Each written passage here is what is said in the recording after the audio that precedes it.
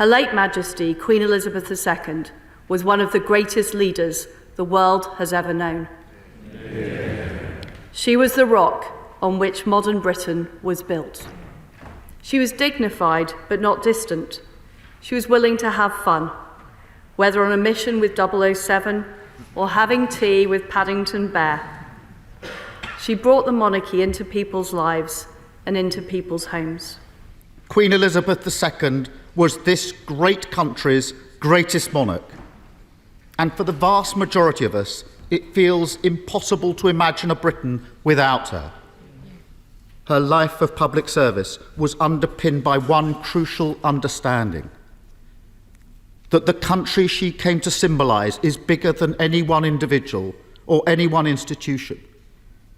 It is the sum total of all our history and all our endeavours, and it will endure.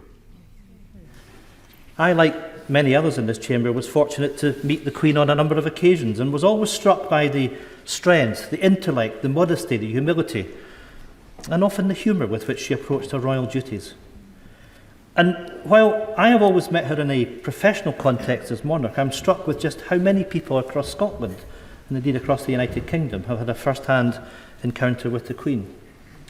Whether they have been invited to her Holyrood garden parties or had the pleasure to meet with her in the many hundreds of events, walkabouts or official openings, including that at our Scottish Parliament, or whether she had taken them wholly by surprise with chance encounters on the countryside or villages near Balmoral, people the length and breadth of Scotland have their own tales of their individual meetings with the Queen.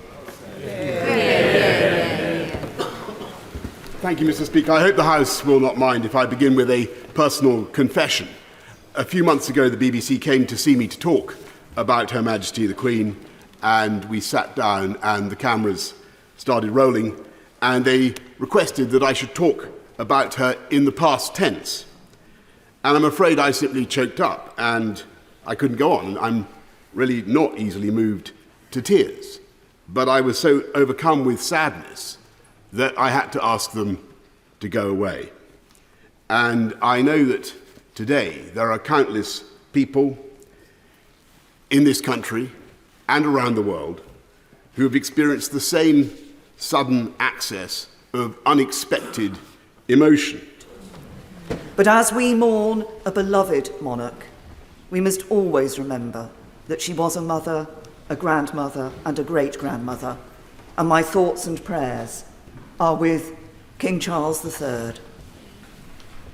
Queen Elizabeth II was quite simply the most remarkable person I have ever met.